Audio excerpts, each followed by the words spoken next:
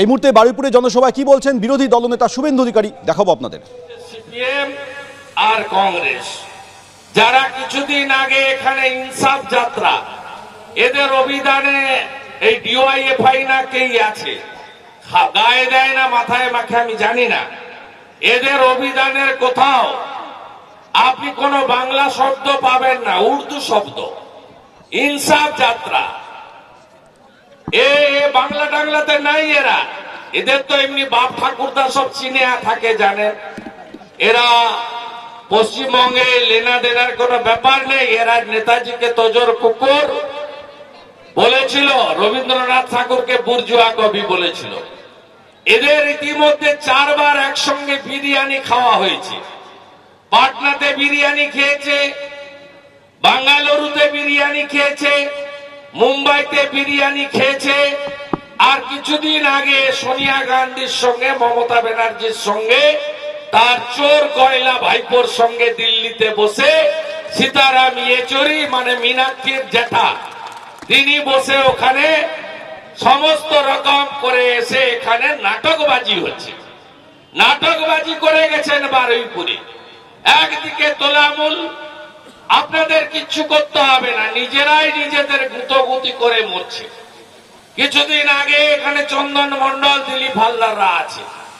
আমি গেছিলাম জয়নগরের ওই গ্রামে, কি করেছে আপনারা দেখলে চোখে দেখতে পাবেন না। সেখানে এক অত্যাচারী উপপ্রধান তৃণমূলের, তাকে তৃণমূলের লোকরাই খুন করে দিয়েছে। এখানে কদিন আগেই ঘটেছে বারুইপুরে। এখানকার যিনি এমএলএ বাবু আছেন, তিনি তো বিধানসভা থেকে আমাকে তাড়াতে পারলেই বাঁচেন, তিনি বিধানসভা থেকে আমাকে তাড়াতে পারলেই বাঁচেন। এমএলএ বাবু তিনি এখানে এসেছিলেন, এসে বলে গেছেন সিপিএম সামনে, পিছনে বিজেপি আছে এই খুনের পিছনে। আমরা কোথাও নেই, এদের আপনাদের কিছু করতে হবে না, এমনিতেই এরা চলে যাবে। আপনারা শুধু জনগণকে ঐক্যবদ্ধ করুন, মানুষকে জাগ্রত করুন। আমি 34 বছরে আমাদের শিক্ষা, আমাদের কর্মসংস্থান, শিল্পকে ধ্বংস করা সিপিএম এর বিরুদ্ধে বলে আমি আপনাদের বেকার যুবক যুবতী এবং যুব সমাজকে কিভাবে ধ্বংসের কিনারায় এই মমতা ব্যানার্জি আর তার কোম্পানি নিয়ে যাচ্ছে সে কথা 2-4 কথায় বলে আমি প্রস্থান করব। আপনারা 34 একটু আগে রঞ্জন বলছিল যে প্রাথমিকে ইংরেজি তুলে দিয়েছিল 15 বছর ধরে, লিখেছিল মাতৃভাষায় মাতৃদুগ্ধ। 15 বছর পরে ইংরেজি ফিরিয়ে এনে বলেছিল ভুল করেছে।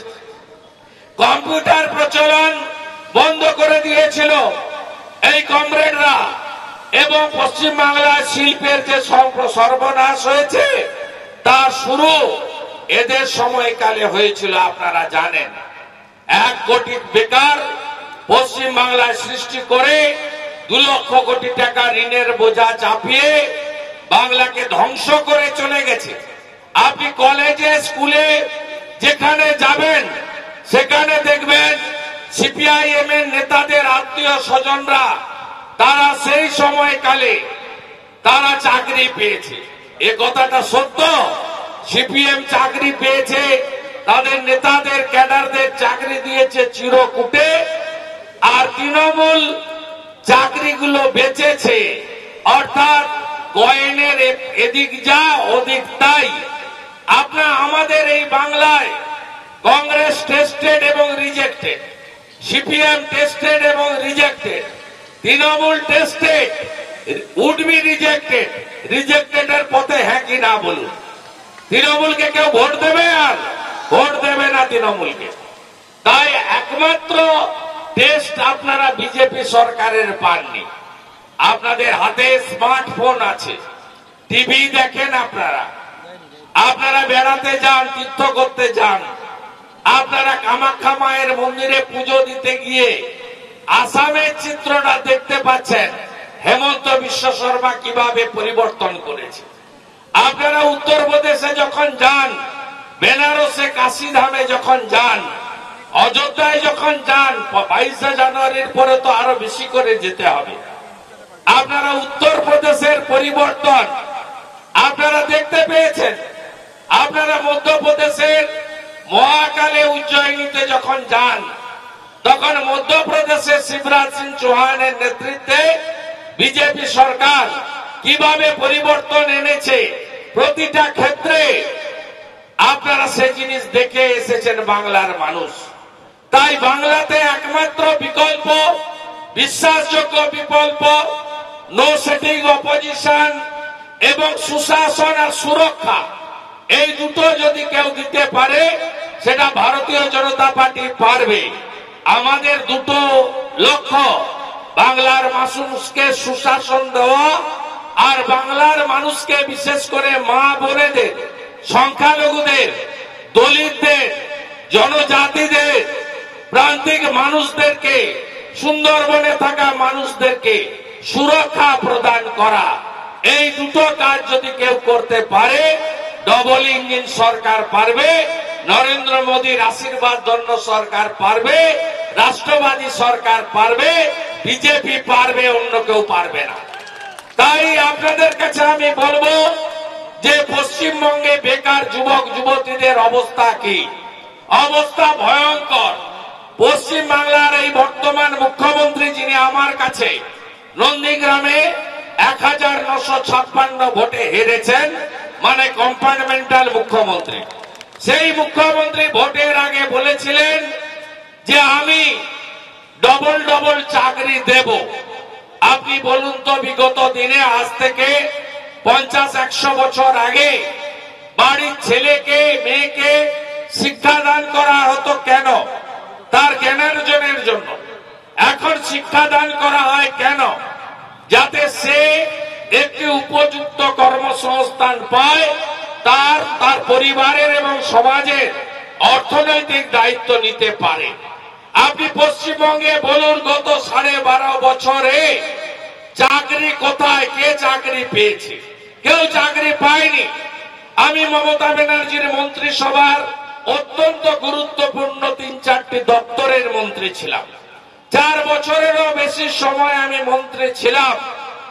এর অর্থমন্ত্রী যিনি ছিলেন, এখন মুখ্যমন্ত্রীর অ্যাডভাইসার, মন্ত্রীর সমান মর্যাদা পান ডক্টর অমিত মিত্র। তিনি প্রত্যেকটা ক্যাবিনেটে তিনি যত পদ আছে সবগুলো অবলুপ্তি ঘটিয়েছেন। পশ্চিমবঙ্গে এই মুহূর্তে ভ্যাকেন্সি কত? 30 লক্ষ ভ্যাকেন্সি।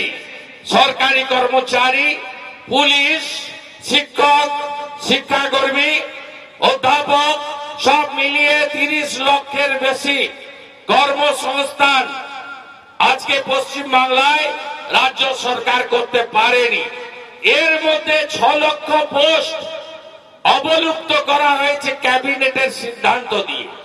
সেই 6 লক্ষ পোস্ট অবলুপ্ত করে কাদের চাকরি দেওয়া হয়েছে? চাকরি দেওয়া হয়েছে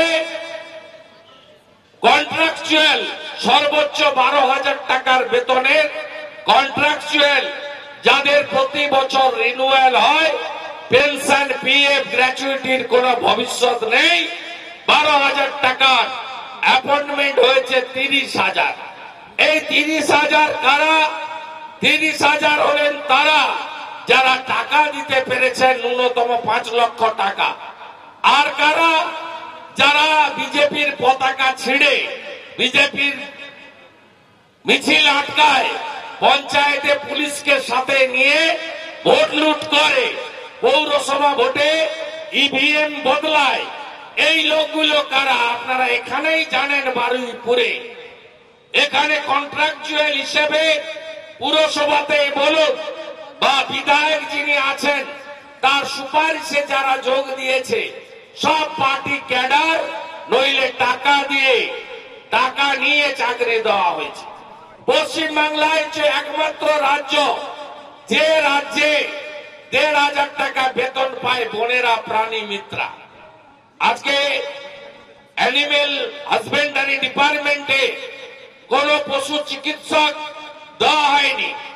এই 1,500 টাকা মাত্র পায় আমার বোন দিদিরা, তারা কাজ করছে। আইসিডিএস বলুন, আশা বলুন, ভিএলই বলুন, ভিআরপি বলুন, ভিলেজ পুলিশ বলুন, সিভিক ভলেন্টিয়ার বলুন, ডাটা এন্ট্রি অপারেটর বলুন, পার্ট টাইম টিচার বলুন, ভোকেশনাল বলুন, প্রত্যেককে তাদের সমকাজে সম বেতন তো দূরে থাক, তাদেরকে ন্যূনতম বেতন দেওয়া হয় না।